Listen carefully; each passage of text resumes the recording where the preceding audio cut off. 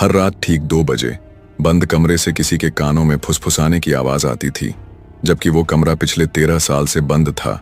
मैंने तय किया कि आज मैं सच जानकर रहूंगी। मैंने रिकॉर्डिंग चालू की और दीवार से कान लगाकर सुना। कोई अंदर से रो रहा था, जैसे जिंदा कोई इंसान जो बाहर निकलना चाहता हो। मैं पलटी पर पीछे कोई नहीं था, लेकिन मेरी रिकॉर्डिंग में कोई सांस ले रहा था मेरे ठीक पीछे। मैंने दरवाजा खोला और अंदर कदम रखा, लेकिन वहां कोई इंसान नहीं बल्कि एक शीशा था, और उसमें मैं नहीं कोई और दिख रहा था। वो जो अंदर था अब बाहर आ चुका था और मैं अब अंदर थी, और कुछ फुसफुसाहट की आवाज आ रही थी जो बोल रहा था, हर दीवार सिर्फ ईंटों की नहीं होती, कुछ में आत्माएं बंद होती हैं।